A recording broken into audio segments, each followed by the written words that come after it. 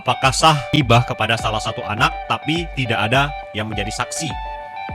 Ini ada pertanyaan yang masuk dari seorang yang bertanya di kolom komentar kami. Apakah sah persaksian saudara yang mengatakan bahwa orang tua sudah menghibahkan harta ini kepadanya? Padahal mereka ini 6 bersaudara dan ketika orang tua meninggal baru diberikan kepadanya.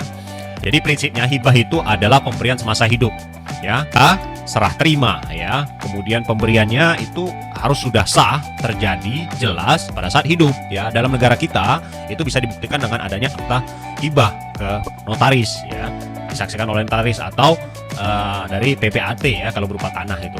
Nah, secara hukum negara itu jelas kalau seandainya tidak ada akta hibah hanya berupa lisan, maka itu tidak ada kekuatan hukum dan dianggap itu tidak sah.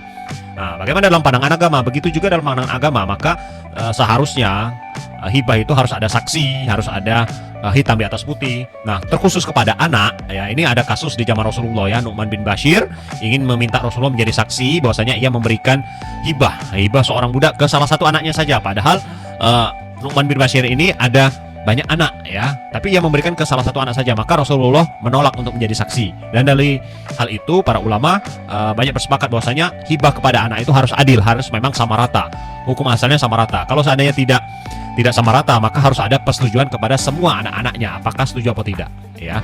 Jadi kalau dalam kasus ini menurut kami itu jelas tidak sah, baik secara hukum agama maupun pada hukum negara.